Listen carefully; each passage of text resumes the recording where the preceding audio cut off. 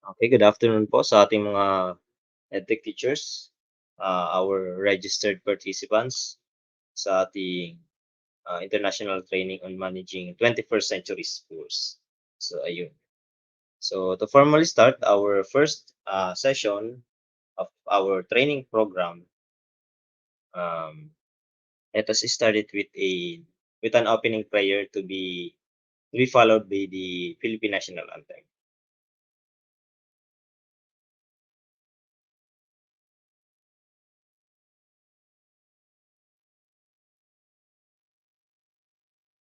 And put ourselves in the presence of the Lord.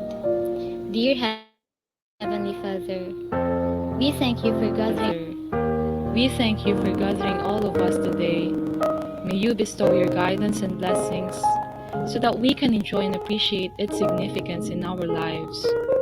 Bless everyone who are present here today, that each one of us may be able to share our knowledge, understanding, and wisdom for your glory and honor. May the various activities related, we all ask of this in the mighty name of Jesus. Amen.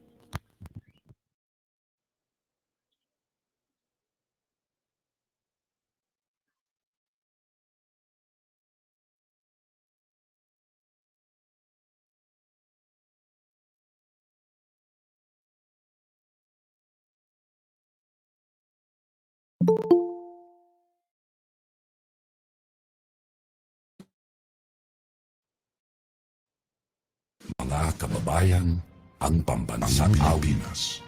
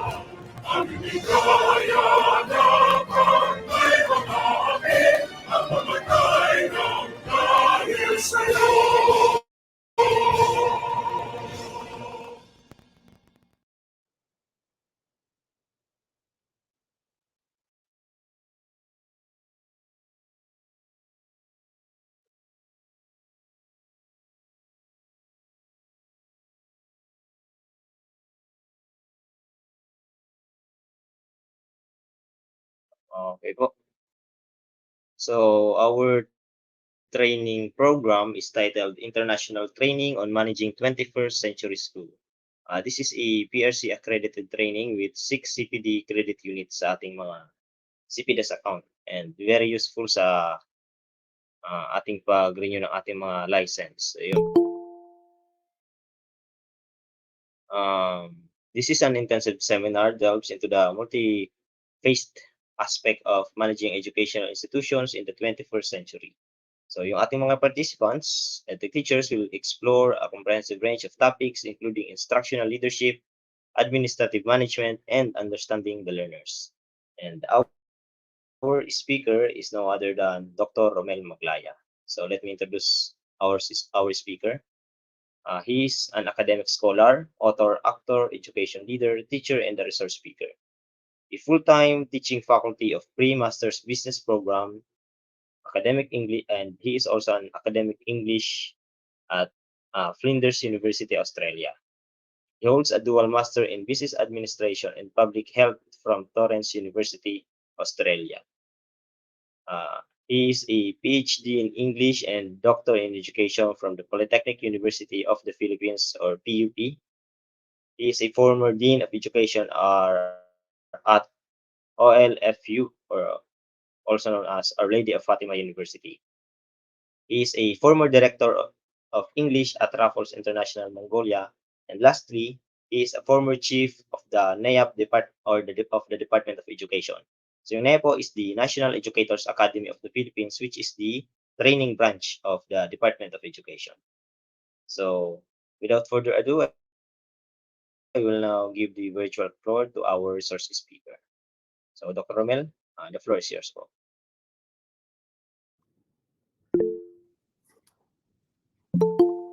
Hello.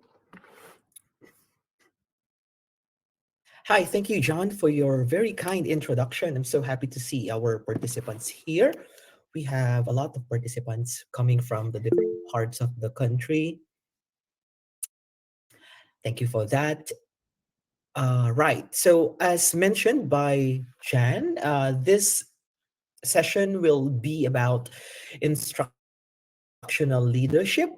We're going to explore the beauty and dangers, I would say, of instructional leadership, or let's say school leadership in general. As mentioned, also I have the privilege to work with the National Educators Academy of the Philippines way back when I was living in the Philippines six years ago.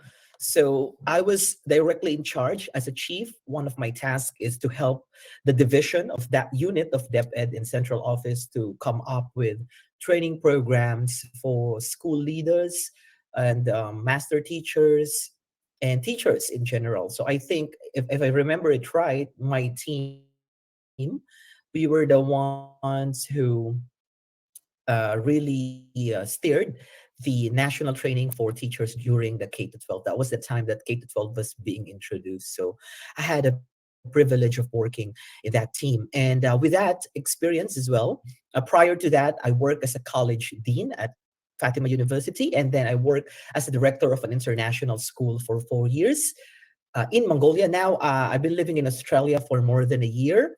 I have a full time position in a university here in South Australia. So, what I'm going to do is I'm going to share with you things about school leadership and understanding the learners, because I think that these are the two most important things that we have to bear in mind when choosing type of leadership position in schools. So, we're gonna get into that. I will also give you some suggested readings if ever you are keen on learning about instructional leadership. So I think that would be very helpful for you guys. I appreciate the enthusiasm. Yeah, I can see people here from different places. Pampanga, Camarines, Negros. Wonderful. Keep going. All right. Now, this is session one, and the session one will be dealing with instructional leadership and administrative leadership. So I am going to pull out my slides so that we can move forward with our discussion for tonight. And I'm sure I cannot accommodate all questions with thousands of participants. I'm exaggerating, but I will try my best to answer collective questions that I could get from you guys. Yeah. All right. So let's keep going. Occasionally, you can type in your questions, and then if that coincides with the discussion, I can jump into the questions so we could have a more interactive discussion as much as I could. All right. Thank you. Let me just pull in the slides down.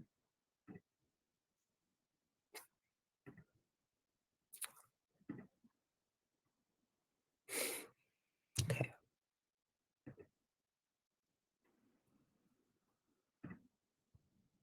Yep. Okay. So can someone confirm if you can see my slides?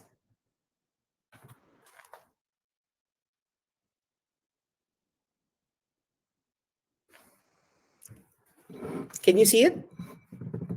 Can someone say yes? I'm not seeing the chat box right now.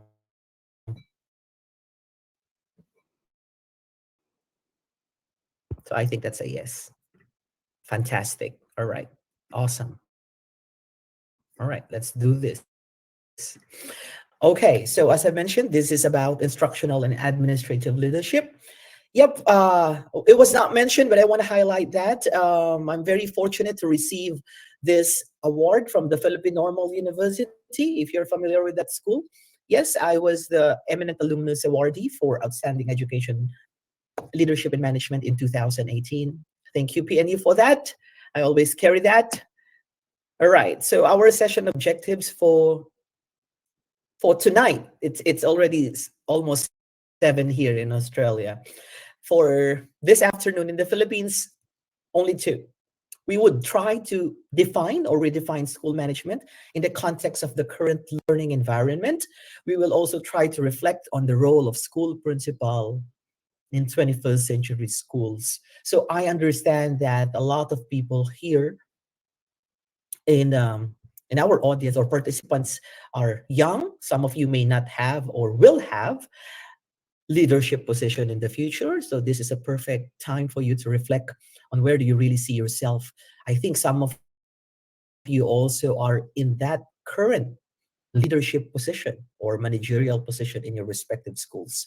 So I hope that we could get something from this presentation for tonight.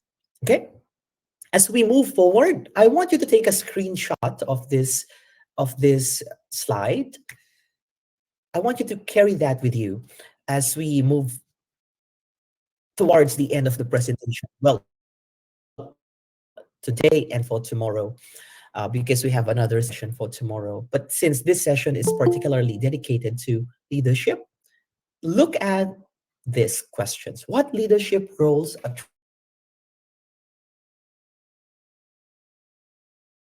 attracts you the most? That was my first year in the public school that time in the Philippines, in Manila. I was 23, young, naive, impulsive. I was just telling myself, I want to be school principal, without me understanding really the gravity of the position. So that was the real leadership role that attracts me. Then when I turned 30 years old, 28, 29, I said, nah, I don't want to be a school principal. I want to be a dean. And then at the age of 29, I became the youngest dean at Fatima University. And so the power of the magnet, you know, putting yourself into it and looking what is it that you can accomplish. What is your dominant leadership style? Look into that. Maybe you're not yet aware, but I'm sure you have this leadership potential, leadership in you. What were the recent challenges that you faced and how did you resolve them? Think about that. You don't have to answer these questions right away. Where do you see yourself in 5 years? And how do you build a positive school culture or climbing? So as you can notice, the questions would go from yourself to your approach, to the challenges, problem solving skills, vision, and creating school culture, right? Positive school culture. So these are the elements that we will be looking at in terms of understanding principalship, or would say school leadership. All right. So the principal, or we say the school leader, has two, or I would say would function in two ways: the instructional side and the administrative side. All right. The thing here is not much literature would focus on instructional leadership. Not much support are given to make principals as instructional leaders rather than merely administrative manager. So it should be a balance of both. So that's the thing that we're going to explore as well. We're going to look at, why am I looking at my principal as a person that should do this and do that, rather than as a person who would teach me how to teach? Why am I not looking at my principal as a source of inspiration, that I want to be inspired because I'm inspired by his or her leadership? So, because that's the thing, in the public school in the Philippines, we were accustomed to the lens of looking into the principal as an administrative manager, resolving conflict in terms of resources, thinking about how to balance things in the technical side of management, but not really on the instructional side. But in reality, principals should perform both. So, by definition, we could say that instructional leadership talks about the core aspect of effective school leadership, which has an intentional focus. I highlighted the word quality, teaching, and learning. All right. So, what am I doing? How am I supporting my teachers? What type of professional development I provide or help them to get the professional development that they need?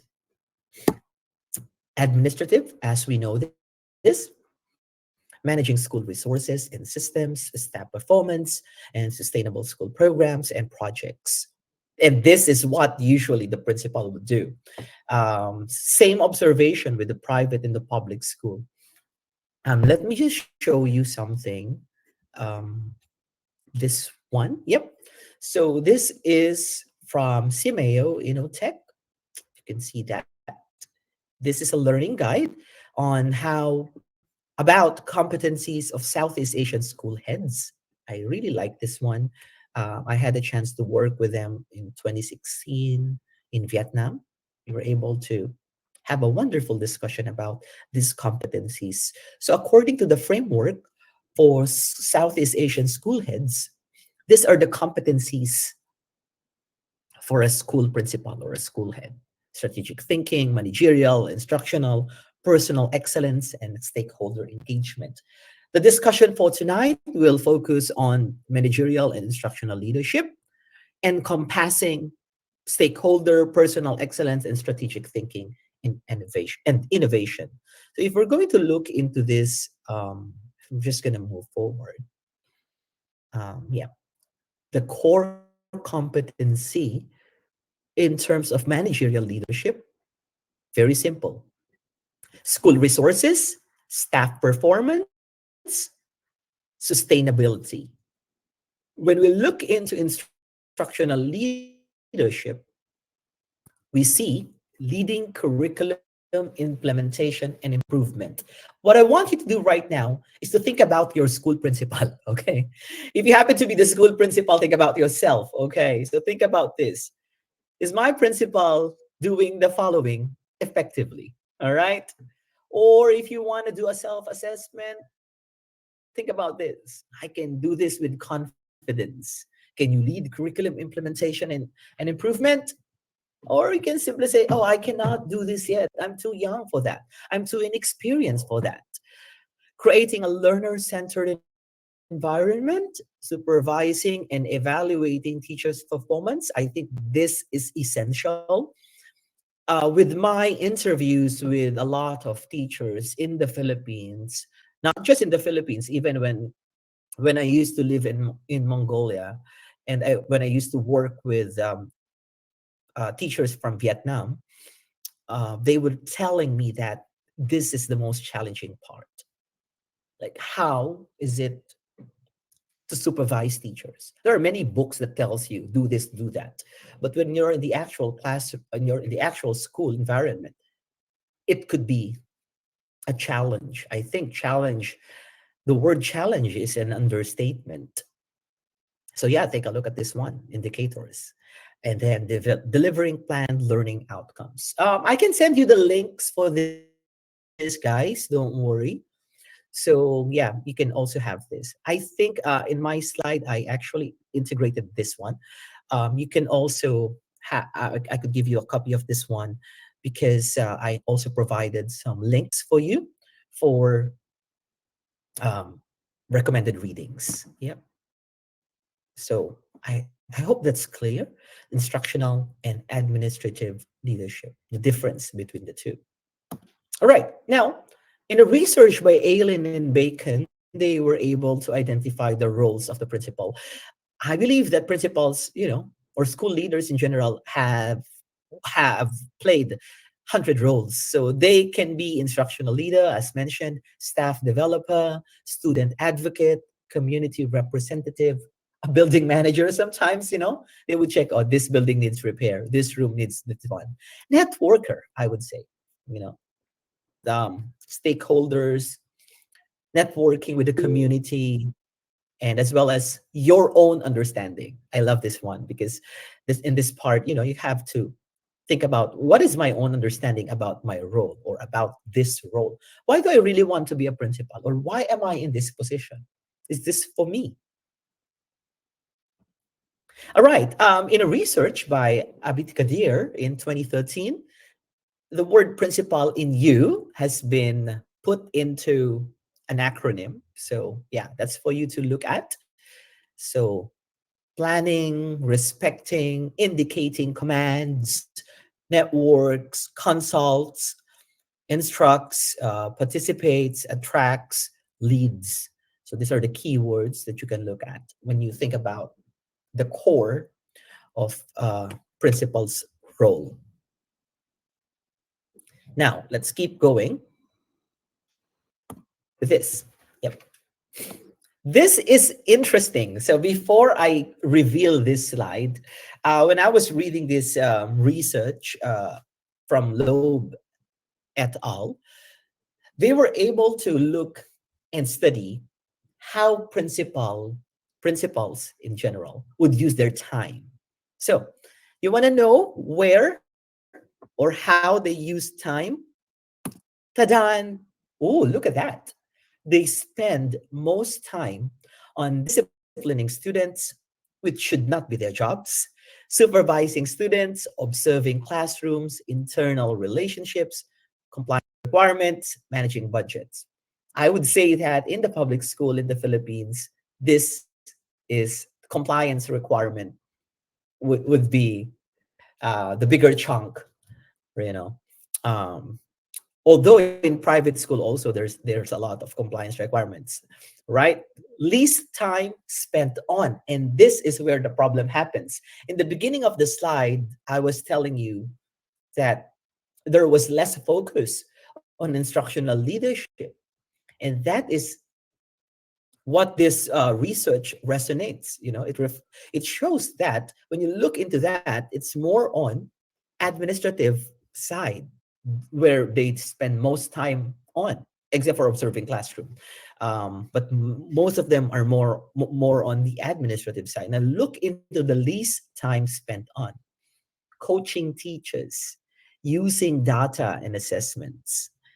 This is quite alarming because not many school leaders realize that the data that we get from the students' examination results are not just for IPCRF or decorative purpose of competing with other schools so you can get bonus.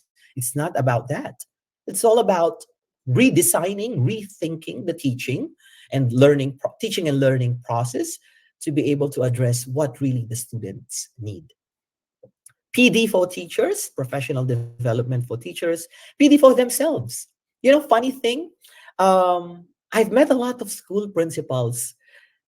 I'm gonna make this in context to the Philippines, and I ask them, why are you taking PhD? Why are you taking doctorate in educational leadership? And they will say, because I want to be a principal.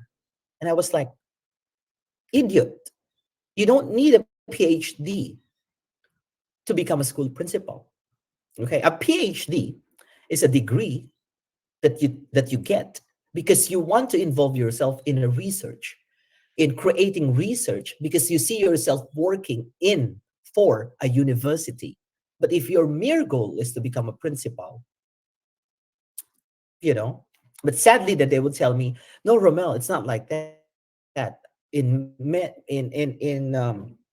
many cases we are obliged to take PhDs because that's the fastest way to promotion, which is sad because in reality in most parts of the world people take PhDs because they want to be in the university, because they want to produce quality research every year or every after year, not because, okay, I already have a doctorate, done. I'm gonna stay in this position until I retire, which is sad. So that's what I'm saying. When we talk about PD for themselves, how would you grow? It's not just about taking a degree. Benchmarking, reading more articles, sharing, networking, a lot of things that they can do. And sadly, not many principals principals are doing that. That's according to research of Lowe et al.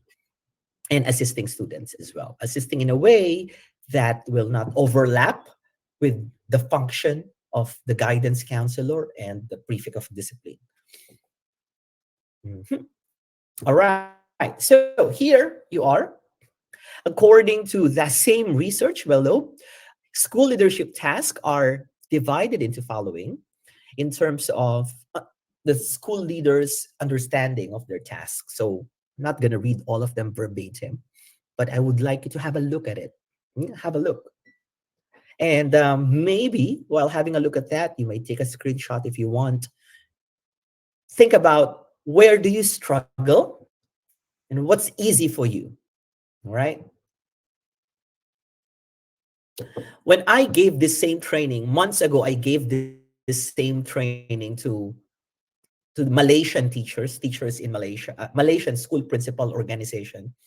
I gave this same training, and many of them said that this is a big challenge for them conducting classroom observations. And I was um, surprised because it's not a big challenge for many school leaders in other countries, but for them it is, because apparently for them it has a different level of responsibility. They feel that, oh my God, if I observe, I should provide feedback. I should structure the way I would speak to this teacher. I have to provide ways on how this teacher would improve. I have to create a remedial plan if necessary for this teacher. So things like that. Some schools would say, or some teachers would say, managing student discipline would be very daunting for them, or managing school timetable. Yeah. So look at that. Interesting, right? Okay. Let's keep moving forward. In a research by the National Association of Secondary School Principals in the United States, they found out this 11 assessment dimensions of the National Association of Secondary School Principals. Wow, this is so cool.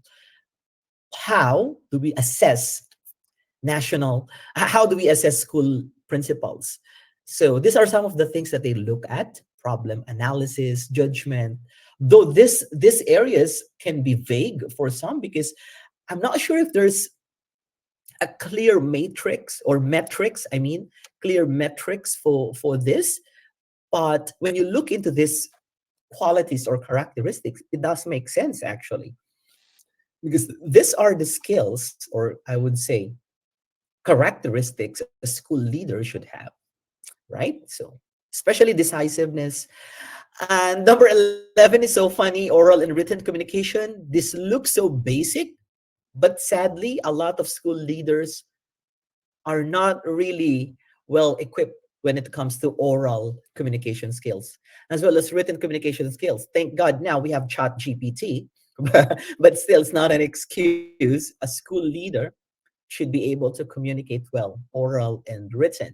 And this is a challenge. This is where misunderstandings happen, when leaders would be unsuccessful delivering what they want to say. So, yep, interesting point. Hmm. Look into this, reflect again. Where's your strength? Where's your weaknesses? What areas you want to improve? For this session, my goal is not to teach you the concepts and theories of instructional leadership and administrative management, because you can easily Google that. You will not pay 200 pesos just to Google the information. But the purpose of this session is for you to reflect on the areas that you think that you can explore, or that you can, how will I say that, further developed. Yeah. Okay, just getting some message. All right, now here is from Blase, the craft of teacher supervision. When we talk about instructional leadership, just to connect with the following competencies of the dimensions, it boils down to understanding how should we supervise teacher. All right, so some of the thoughts mentioned is the collective practice of teaching. What is the collective practice of teaching in your school? school? What's the school climate there, right? Sharing of instructional leadership with teachers.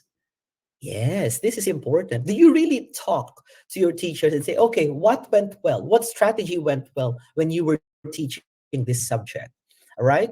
So some of you might think, oh, we have the department head. The department head is doing that. Yeah, sure. But as a school principal, you need to have an adequate knowledge and be involved with how teachers grow as teachers, and then look into alternatives, not directives, and collegiality to support instructional supervision. So the feedback, the way of support should not be more of an obligatory one that you have to do this, do it right now. It's more of like, how can I help you?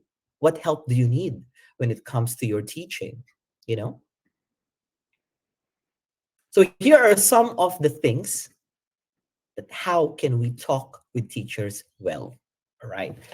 One of the most common challenges, I would say, one of the most common challenge of school principals would be teacher supervision. One of the things, major activity in teacher supervision is talking with teachers, right?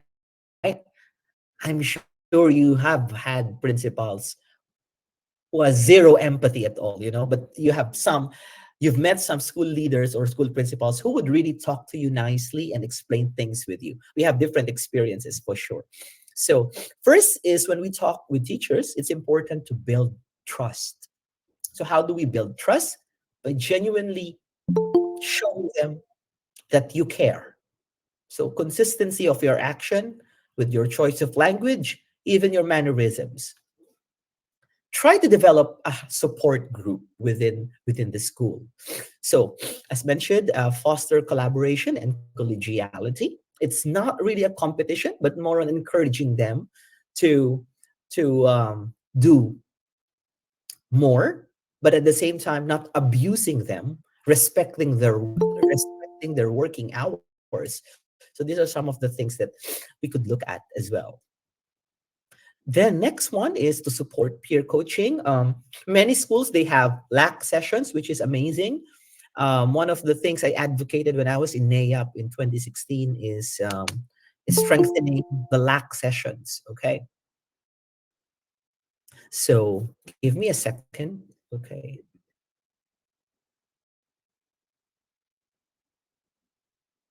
all right.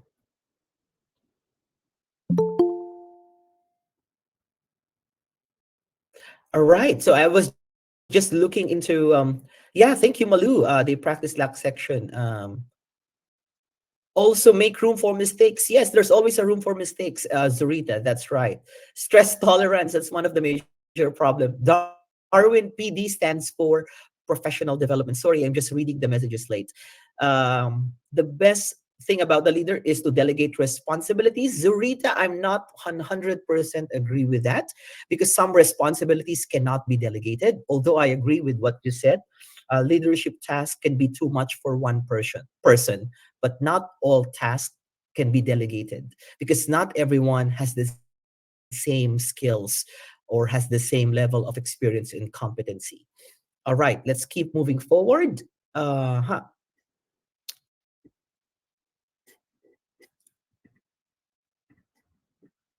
Okay, so as we were saying, we try to support peer coaching. Yes, mentioned lack sessions. That's amazing, especially if it's done consistently in private schools. When I used to work in the private school, we have also that kind of PD sessions. We call that PD sessions, professional development sessions. We usually do that every other week. So we have a featured teacher and then a featured approach, what teaching approach would be used. And then from there, we will observe, we will do a little discussion of the approach, and then we will provide some support. How can we enhance this? How can we empower the teachers? How can we encourage other teachers to use the same approach? Things like that. All right. Talking about empowerment. And then the most important thing I would say is this one: observe classrooms only if you need to. All right. The teachers are already stressed Stop giving them too much anxiety by just getting into their classroom like a popcorn. You know, that they were just pop in and then you will say, I'm going to observe your class. Come on. That is a very 1980s approach in teacher management. All right. So if you want to observe, really want to observe the teacher's class, tell the teachers. All right. Schedule it. All right. Give them time to prepare so they can give their best. Now, if you were to argue and say that, no, I want to see what's really going on in the class, I want to know, so that's why I'm not announcing my observation, then you are crazy, because these teachers that you hire, they are professionally trained teachers. They have professional qualifications. Now, if you have trust issues, that's on you. It's not on them. Do you understand? Because classroom observations are more effective and they are more powerful when it is announced, when teachers would be given time to prepare so that they can deliver their best. Okay? So you're allowed to argue, but that's based on research and based on experience as well. So, yeah, think about that. So, that's what I'm saying. Confer with teachers about teaching and learning, right? How can you help them? I understand that some teachers are placed in a subject or in a discipline that they don't have expertise on. And it happens because it's a sign of poor resource management. You know, when teachers are placed, you know, I've met a lot of teachers, hundreds, if say thousands of teachers, teaching a subject that is not related to their major. And I'm telling you, that's a mess. All right. So try to support these teachers when especially when you know that they are teaching subjects not related to their field of expertise. Please do not take that against them. All right. So let's keep moving forward. When we do post conference, we're talking about observation, classroom observation. When we observe teachers, make suggestions for improvement of instruction. Do not make suggestions about other aspects of the lesson. All right. Focus on the improvement of instructions. All right. For example, oh, your motivation should have been more interesting. This could be more interesting by how. You know, don't just say the motivation part is boring, the lesson presentation is not exciting. So what? You're not helping. You know, provide suggestions. Visit classes and give feedback, as I've said, if necessary, if there is a need, sure. Or announce it if you would like to have and how will I say that? A monthly classroom visit, which I think is too much, you know. Twice a year, fine, yeah, sure. Because remember, you have a lot of other things. You have a lot of things on your plate. It's not just about that. You also need to, this one, model good instruction by actually teaching a class. From time to time, teach a class and let the other teachers see you teach. All right. It's like, this is how you do it. All right. Model, set a standard and what a good teaching is, especially for young, especially for the young teachers. You know, they need to see more of you. They need to be inspired. Using inquiry, ask questions about teachers' methods. I love this because I also learn from them. Ask them, how did you do that? Why do you think this is the best strategy? Are there other strategies that we can explore? What if I have this set of students? Can I use this? You know, ask relevant questions. Soliciting advice and opinions from other teachers. Oh, Mr. like this or Miss like that. What can you say about this? Try to involve them, especially if they are subject matter experts.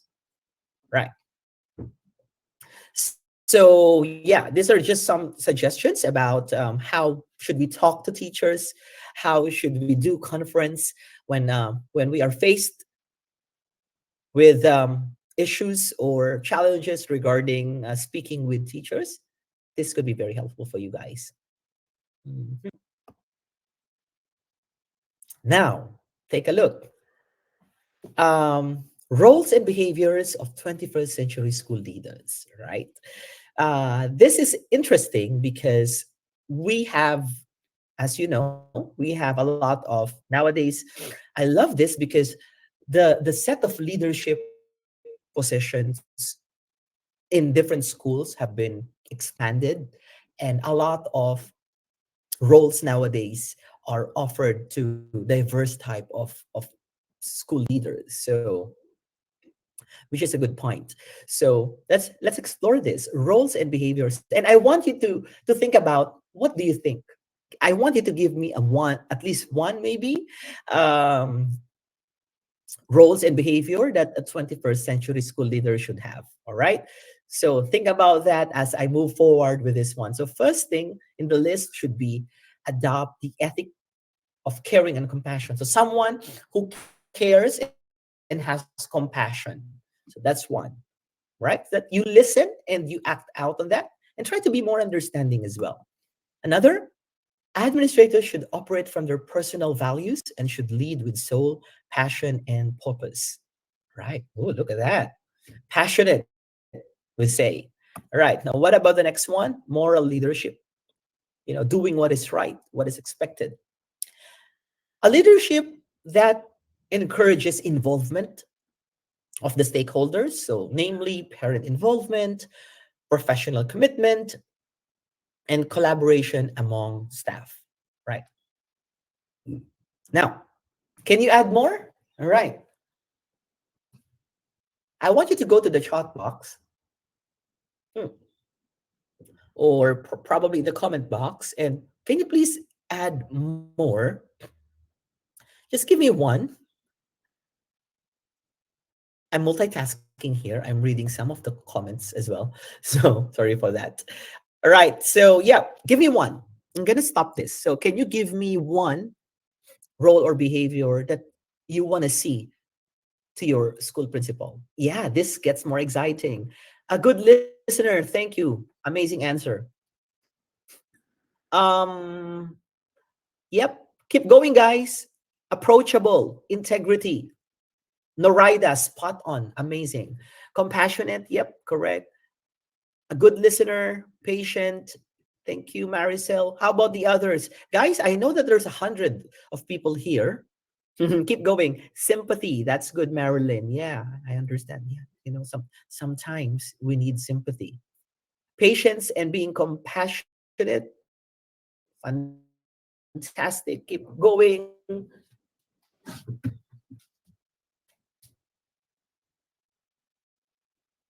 I see the word humble. Yeah, someone who keeps himself or herself grounded, because sometimes these principals or school leaders, sometimes they feel almighty. They feel that I'm on this position, like, hello, who cares? You're just in that position. Do you get what I mean? It's not all about that. Flexible, decisive, amazing, embraces change and innovation. I like that because nowadays we live in an environment when everything would change. We live in a situation where even learners attitude are changing. Respect, someone who is sensitive, empathetic, adaptable, inclusive. Amazing. Yeah. Yes. Here in Australia, we have a lot of inclusive training for school leaders, like inclusivity, diversity, because this is a very diverse country.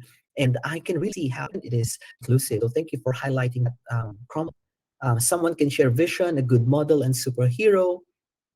Awesome. So just keep going as I also proceed with the discussion. You know, yes, we are already on slide 25 of 200. We have 200 slides for tonight. I'm just kidding. No, not 200.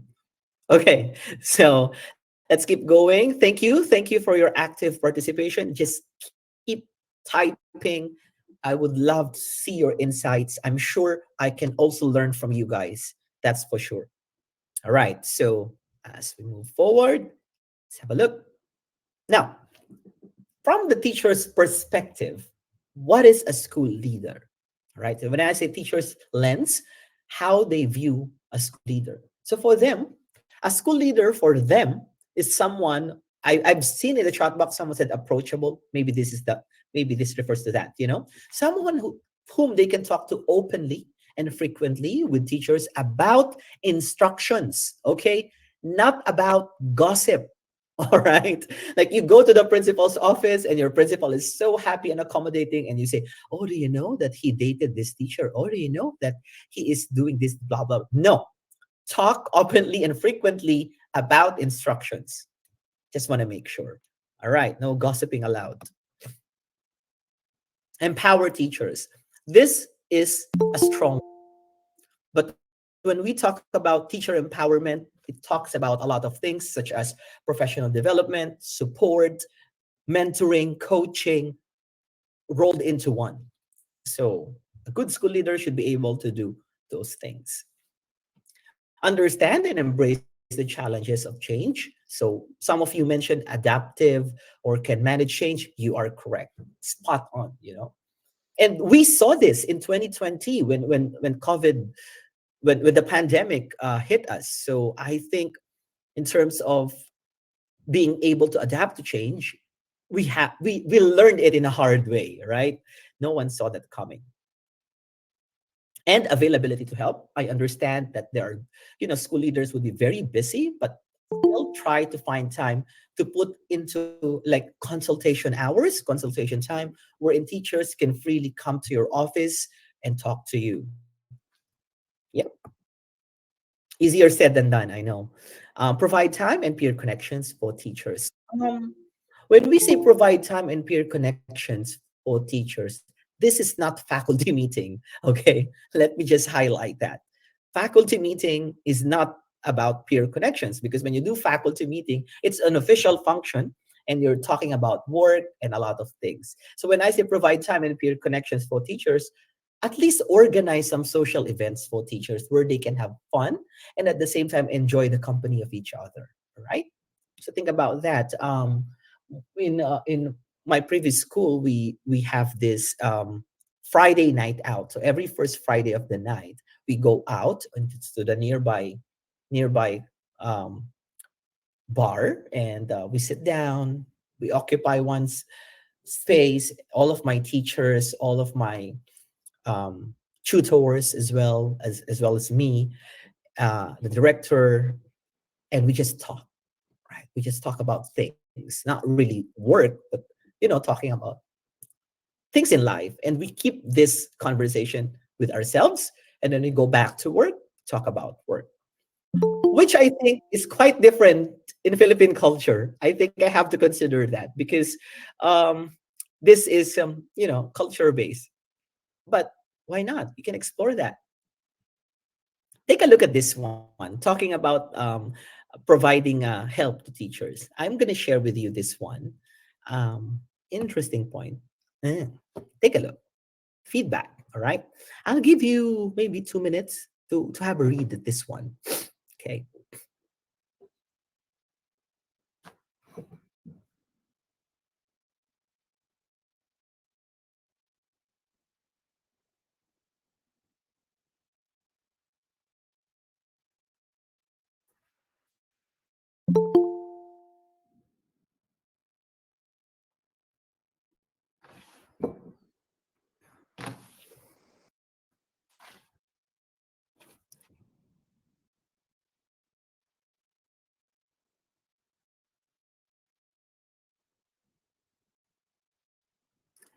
It takes courage for a school leader to to ask this to ask feedback such as this. Take a look at this one. What can you say about this one? What are some of the things I'm currently doing that I would like you to see me continue? Something that you want me to discontinue, and suggestions to improve my job? And do you have any additional comments? Yeah, look at that. Asking help from teachers or subordinates is not bad. All right. If feedback is done correctly, and if feedback is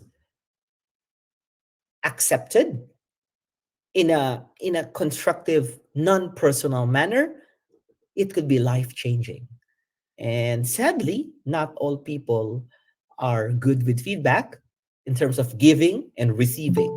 So that's where it collides. So yeah, let me just have a look at some of your interactions. So yeah, you can take a screenshot of this one in case you want to adopt this. Yeah. Okay. Let me just see. Creating a productive environment for teaching a learner. Yeah, good, good, good. Evaluation of teachers after fourth quarter. Yeah, but that was the letter I showed is a letter by the principal to the teacher. Okay, asking, it's more personal rather than the standard. How will I say that? Rather than the standard performance matrix. Yeah. All right. So keep going. Thank you, Darwin. Yep. Yep. Inclusive. Okay, so let me just keep moving.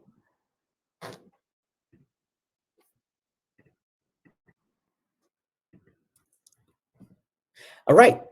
We were talking about feedback. Yes, there you are. So, as a school leader, it's important also to provide and to receive feedback. Now take a look at this one. Feedback is, I would say, a method frequently results in positive criticisms and useful ideas. Sorry for that. All right. I mentioned a while ago that when people receive feedback and when people give feedback, that's where issues would happen. But in reality, if you look at it, the biggest room in this planet is the room for improvement. So how do we improve? Feedback, right? So we have to look into the feedback in terms of, I will listen to you because I want to improve. No drama. I will listen to you. I know you don't like me, but I will still listen to you because I want to know what's going on into your mind. I want to know how can I improve. And then from there, after I listen to you, I will decide, are these valid points? Regardless of this person like me or do not like me, are these valid? Make sense? So these are some of the things that you need to look at. Next, allows principal to compare staff impressions to their own as well. So you could have that if you would adopt that um, feedback mechanism. Then students, classified employees, and other members of the school community can provide valuable feedback. Unfortunately, some people are not really responsive about feedback. So try to maybe reinvent your ways of getting feedback so everybody would participate. Yeah. So a 360-degree feedback can provide a variety of viewpoints. So meaning in all aspects, in all sides, in terms of management, in terms of your communication skills, 360, like all aspects, in terms of your instructional leadership, in terms of your goal setting and vision, in terms of your planning, all of these things, or all of the areas based on the competencies that that were mentioned a while ago. So yeah, can look into that as well. So, oops, what happened? Yeah, there you are. So, when we talk about feedback, the next thing that we will look at would be feedback, using it to improve ourselves, to promote positive school learning environment. At the end of the day, school leadership is not about personalities, but it's all about improving students' learning outcome. That is the ultimate goal, right? At the end of the day, it's for the students, not for you, not for the teacher, but it's for the students at the end of the day. Although everybody would benefit if it's done correctly. So, how do we promote positive school learning environment? Easier said than done, I know. So, first one is this. This is an interesting point. Minimize disruptions to instruction so that teachers can effectively apply their skills in the classroom. so students can learn what do I mean by minimize disruptions to instructions. In some schools, they will have a weekly meeting, and this meeting would last for 2 or 3 hours, talking about nonsense, talking about a lot of things repetitively, and every week they will just talk about that. Why not send an email, cover everything in an email? Because meetings, if done, if it's overdone, it could be really disruptive to instruction. So instead of teachers preparing their lesson plans, instead of teachers preparing visuals, they're sitting in a 3 hour meeting with the boring principal talking nonsense. Okay. So try to minimize that. If you are in a leadership position, if you just ask yourself, can I just send this through an email? Produce, so when you will meet your teacher, you have less agenda, and you can just dismiss them in 1 hour or two. Attention span would be gone in less than an hour, right? So how do you expect these tired teachers to sit on a faculty room for 3 or 4 hours listening to this boring nonsense, wasting time with a lot of things, inspirational messages really not inspiring, closing remarks that there's nothing to close, and that's not really remarkable, opening remark that's boring and repetitive. So these things are disruptions to instruction. So, yeah, maybe you want to try to revisit that. Okay, next is to promote professional development. Encourage teachers to go study if they need to, and then look into that and link it to student outcomes. All right? For example, you have this teacher attending training and seminars supported by school, and ask this teacher to echo that training, and then from there, what did they learn from that approach? And then from that approach, okay, let's try this to the students and let's see how will it change. All right, for example, AI, chat GPT. Right, chat GPT, if done correctly, it could be very helpful for students and for the teachers as well. Try to give them professional development, variety, expose them to a variety of topics, not on the same topics. Teachers are attending professional development and the seminar is all about action research. My God, how many times they have attended a training on action research? Come on, give them something new, right? So as a school leader, you need to do your research, you need to do some how will I say that, revisit your contacts and ask them, okay, what's going on, what's happening in your school, what can we do together, and what professional development can we offer, what is something new that we can offer. Providing incentive for teachers, very important as well. They are not paid overtime fee, we know that, being teachers, we do a lot of overtime work, so at least somehow try to give them incentive, um, in order for them to be, to stay motivated, I would say. And the next one is upholding academic standards.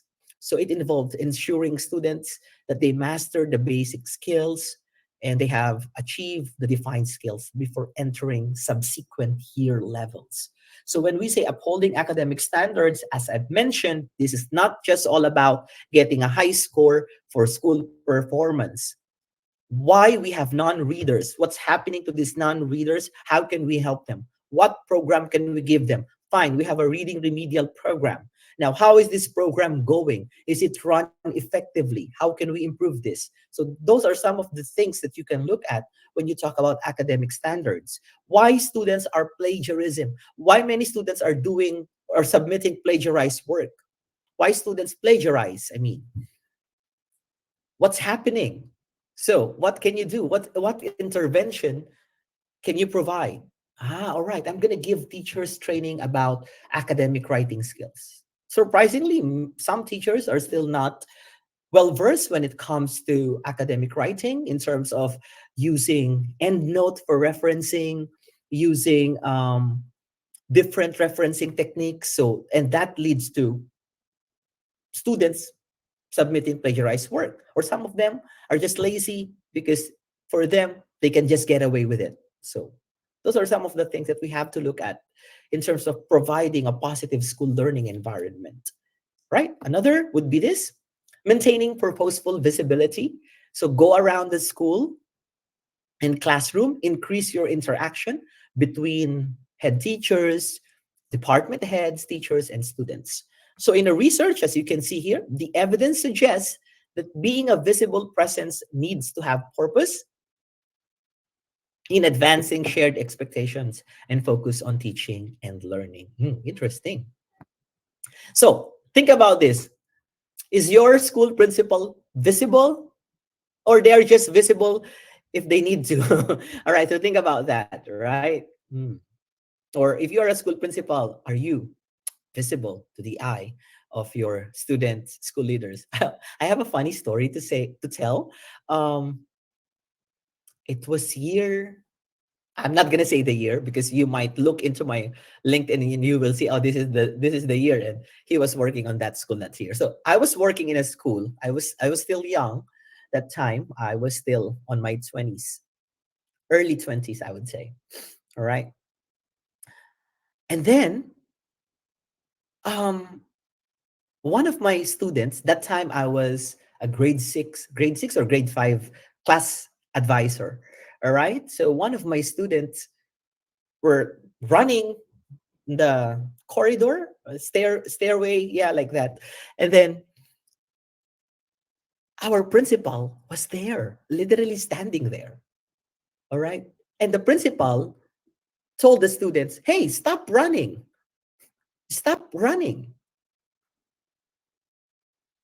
And then that student told the other student, and I was there, I can hear it clearly. And that student told the other student, "Oh, hey, don't run over there. The grandma said we should not go there." Oh my God, the grandma said. The student addressed the principal as a grandma. And that student is like 11 years old. So obviously, he didn't know. And then I spoke to the student and I said, do you know who is that person? And he said, it's a grandma. I think she is the grandma of this student. And then I said, no, that is our school principal. And he was, oh, really? Because she doesn't look like a principal. Look at, kids can be very honest. And I was like, hey, do not say that. That's wrong. So I have to tell the student that it's not about the looks, but at the back of my head, it's just like, right, branding, visibility. Maybe because she was not that visible, which I agree, she's really not visible, and not even many students would really know her. So that's the thing. Visibility increases interaction. So that's research based as well. So that was really one, I would say, one for the books story that I always have when I talk about visibility. Right. So that's for promoting a positive learning environment. Let's get going. All right. Now let's see what is the traditional and 21st century instructional leaders. Mhm. Let's see. Okay. Now, traditional leaders and 21st century instructional leaders would be divided into two clusters. Let's see. Right? So we mentioned about visibility. Oh, always there, like literally there. Passive, hands on. I want to know what's going on. Can I see that? Or how do you do that? Stiff, dynamic. Okay, maybe we can explore this area. I think we can adjust this instead of saying that you have to do this, follow this format only way. Technophobic, techno savvy, right? Oh, even some so funny. A school principal like how to use Canvas, how to use Canvas, the learning management system, and the other one is Canva, the one that helps you to make visual aids. Like how to use this, how to use what to press. Da, da, da, da, da. Excuse me, you're a school principal. You can learn, try your learn by yourself first before you seek help, and then once you get help, teach others as well, like that. Okay.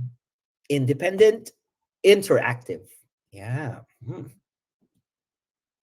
Competitive and Collaborative, we know that. Sequential, non-linear, that you can start from anywhere. Oh, okay, we can do this way, but at the same time, we go back to this direction. So according to our research, these are some of the best practices of a school leader. Right. What time is it? All right. So yeah, we're gonna finish soon. This is just session one. We have session two and three tomorrow. So a school leader would have the following: use data to make instructional, there's a missing word, sorry, to make instructional decisions. Shared leadership taps expertise of teachers. I like this part. This is where the principals would really showcase their knowledge and familiarity of the teachers. Like they really know their teachers. For example, I need someone who will train the student for this. I know that this is the best teacher. Okay, now in this area, I know that this is the best teacher. Because sadly, some school principals, they just don't know. They will even ask, oh, who do you think is the best for, who do you think? Again, you are a leader. All right. You can ask questions to confirm, but at least do not be, do not act like you don't know them. you know. So spend time knowing your teachers. When I became one of the things I did when I became the dean of the College of Education. That time I think I had 14 or 18 teachers under me, which is not too many. The first thing I did is I asked them to submit their recent CV, their recent resume, a one-page resume. I just need a recent one-page resume so I can easily read them one page. Okay. And from there, okay, now I know them. So every time I speak with them, I know when we talk, I try to extract ideas from what I've read from their CV, that this is their expertise, because I know I can use them and I know that they will like it and the department will benefit. So for example, I'm speaking with a teacher who has expertise in writing academic articles for publication, and then we will kind of talk about that. All right, so how can you help me encourage other teachers to write academic articles? Do you have ideas? How can we integrate this in our professional development sessions? And that teacher with all enthusiasm would be, okay, let's do this, sir, let's do this. And that's what I'm saying, because you know their expertise. Leads a learning community. Self-explanatory, we know that. The environment to provide support. Principals will also act as learners. Like, I still want to know more. I will watch your lesson because I know you're good at computer and I want to learn more about that. Oh, I don't know this teaching approach. How do you do that? Can I watch your class? Collaborates in leading, visits classroom if necessary or if needed, monitors curriculum and instruction. Yeah. So those are some of the best practices. Sounds idealistic, but why not? We can try. Nothing is perfect, but even if you don't get perfection, your road to perfection leads you to excellence. So just keep trying, teachers. Right. So one of the things that also, how would I say, sparks my interest when it comes to instructional leadership and administrative leadership would be the following: developing other leaders. They say that a good leader should be able to develop other leaders. So this is just a suggested framework in how we can develop other leaders. So when we say early identification, we talk about spotting and looking into possible potentials. Oh, all right, this one has potential. Oh, this one possibly, maybe. And there are many things that you can look at when we talk about potentials. You look into their behavior, you look into their outlook in life, you also look into their commitment, and as well as their willingness to listen, which is very essential, I would say. Then positive perspective, set a positive perspective with that teacher or with that person. Networking, try to put some connections or establish connections, then start mentoring, and then induction to the leadership role eventually, although this would take a lot of time. The mentoring process, it would take a lot of time. because mentoring is something that you do long term. All right, it's not just do this, do that. That's different from coaching. So when you say mentoring, you really look into the progress of that person. Sometimes it takes 2 years, 3 years, or more. It depends.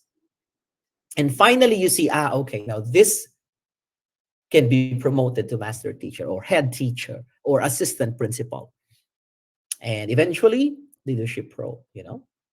Hmm, sounds good.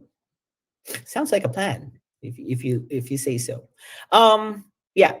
So before I end the discussion for tonight, I just want to share some of the things that I think when it comes to leadership, also we also look at crisis management. So maybe you're wondering, we're talking about developing other leaders. Why did we jump to pandemic takeaways? I'm not mistaken, because the reason why I put this is I also want to look at leaders should be able to have crisis management skills. And as I've mentioned, this is one of the struggles that school leaders had during the pandemic. That many school leaders do not have, that time did not have the capacity to handle crisis in terms of disruption in the teaching and learning process. Some of them had, performed well, some of them did not. But there's some of the things that we can learn from that experience. So we can look into Harris, um, talking about shift on the axis, and now the good thing is now we got used to it, and I'm sure that everybody is now adaptable when it comes to changes. So it's important, I would say. I want to highlight self-care and consideration must be the main priority for all school leaders. Your mental health, your physical health as well. So make sure that you are okay so you can help others, right? This could be a different session, guys. I also have a lecture about mental health for teachers and education leaders, but we're not going to do it today. But what I'm trying to say is self-care is important, that you understand what's going on in your life, that you understand how are you going to approach the problem. It doesn't have to be perfect, but the fact that you have the understanding, it means you're there. Okay. So connect to learn, learn to connect, talking about the daily reality of students and teachers trying to work together in the pandemic during that time. So key takeaway would be school leaders should be engaged in constant crisis and change management so you can support the staff. We don't know, I hope not, knock on wood, that there will be another disruption again, but still we have to not, I cannot say we have to get ready because we don't know what's coming, but we just need to be open to the possibility that there might be disruptions along the way, maybe not in the actual teaching and learning process, but maybe in the way of learning in general, So communities also can be very helpful, and they can be key resource for school leaders. So these are some of my references. We will now open the floor for some questions. Some questions. I will try to answer you guys some of my references. And this one, if you want to take a screenshot of this, these are all the links that I would highly, highly recommend you to read. These are all powerful articles about instructional leadership, administrative leadership, or school leadership in general. So if you want to learn more about, let's say, the roles of school principals, you can click on this link or can put into that link. The CMAO guidebook on instructional leadership, competencies of school leaders, from Queensland. This is a research about school leadership, and a lot of other things that can help you when it comes to your journey in instructional and administrative leadership. Remember, um, school leadership is not something that you just learned because I attended a 2-hour seminar or what. This is just an icing on the cake. This is nothing compared to the practice of academic or instructional leadership or school leadership in general. It is a daunting task. It is a task met with enthusiasm and fear, but when you come equipped with knowledge and experience, you can really make a difference. Of course, your commitment to excellence and your commitment to total student learning and total development of students is really paramount to success in school leadership. For tomorrow's session, by the way, this is a task. You may want to do it or not. It's up to you. But yeah, if you just want to check on your learnings, you can ask these questions to yourselves. For tomorrow's session, we will be discussing understanding the learners. We will be looking into classroom management as well as facilitating engaging discussion. So tomorrow is more on learners, right? Like how do we interact as learners? Because school leaders are teachers before they become school leaders, right? So tonight we were able to discuss some major concepts and theories about instructional and administrative leadership. And on the next coming days, we will be discussing, next coming session, we will be discussing that verge of understanding the learners. So facilitating effective discussions and classroom management. Yeah. Yeah.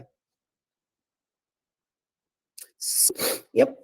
Thank you very much for listening. I hope I did not bore you. It's so thank you. I appreciate your patience for listening. I could give you the copy of the slide if you want, and that's for me for tonight. All right.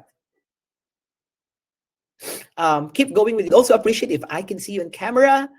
That's gonna be nice.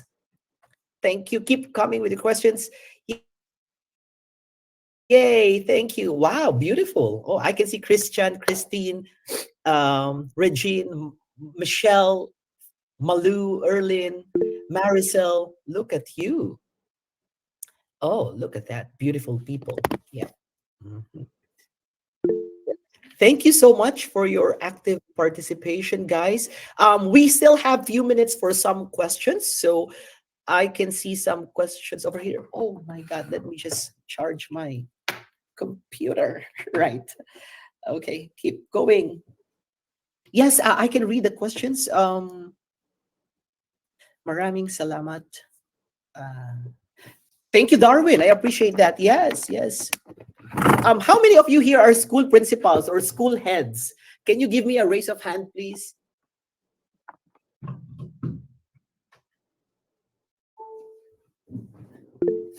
Ah, yes. All right. So I guess some of you. Yep. 76 others. Right. Yes. There you are. All right. We have a question, I guess. Anna Lisa Lombres, academic coordinator. Yeah, sure, sure. Anna Lisa, do you have a question?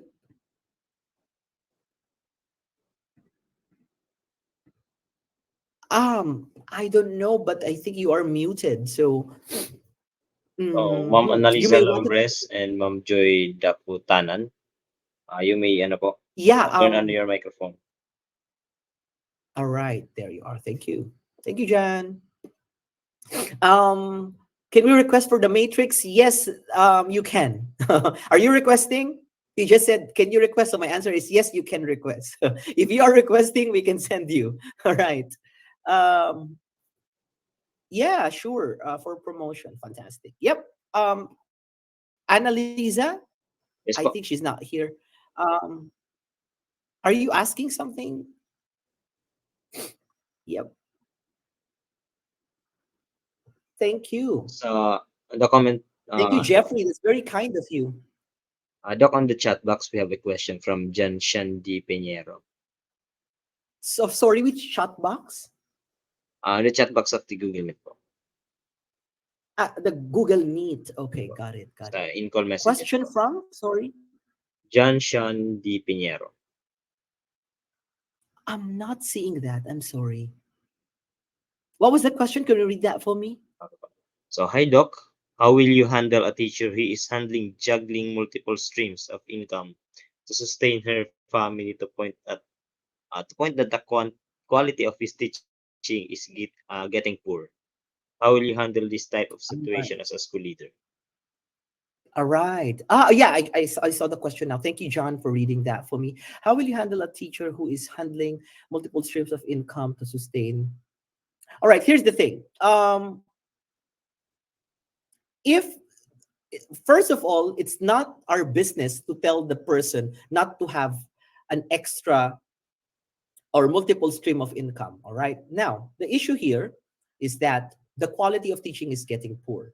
How do we address that? We have to look into the areas where that teacher is struggling with, which areas of teaching. And we handle this issue by helping the teacher become a better teacher, by not telling the teacher you have to stop your other jobs. No, we cannot tell that. We don't have the right to do that, but we can look into, for example, let's say the teaching is getting poor. What do we mean by that? By teaching is getting poor, what do we mean by that? Maybe it's just someone's perspective, but maybe for the students, they're still learning and they're still enjoying the class.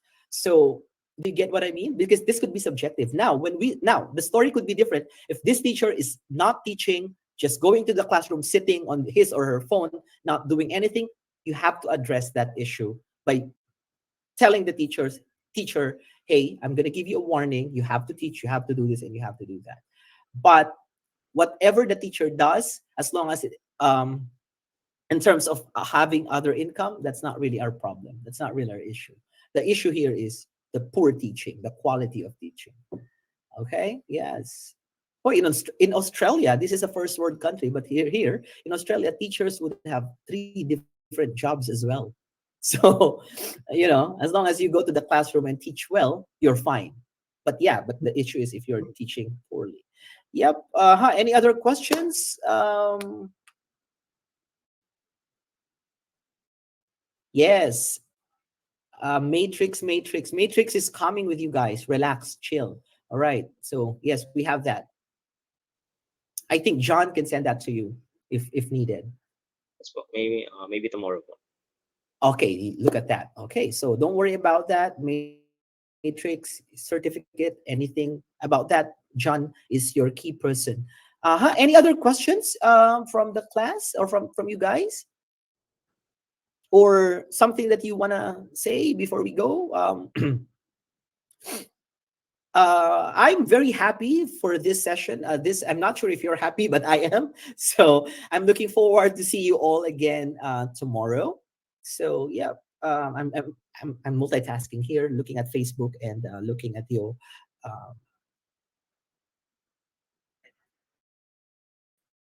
in the public schools. Some roles of principals like classroom observation already dedicated message. And other roles. So I agree with that, Noraida. I agree. But even if it's delegated to the master teachers, the school principals should also observe. Okay? Yes. Because the school principal is the head of the school.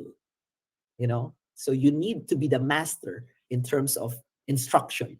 So they should still observe, right? What time tomorrow? John, what time are we starting tomorrow?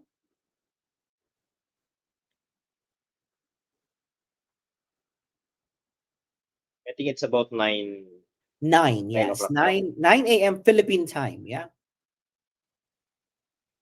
Yes. I'm also going to give you guys my email address. So I think some of you may be shy to ask questions. So, yeah. Thank you, Mart. You're so kind. Yep. So, yep. Um,